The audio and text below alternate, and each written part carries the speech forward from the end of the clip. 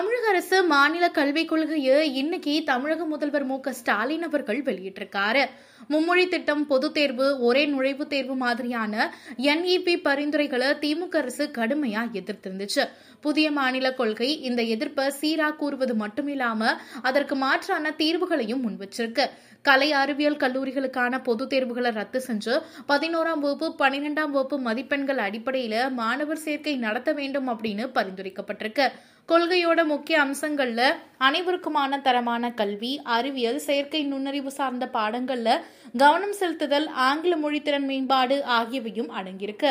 இதுல முக்கியமா பார்க்கப்படுறது என்ன அப்படின்னா, +1 பொதுத் தேர்வு ரத்து செய்யப்படுகிறது. 8ஆம் வகுப்பு வரையும் ஆல் பாஸ் தொடரப்போகுது.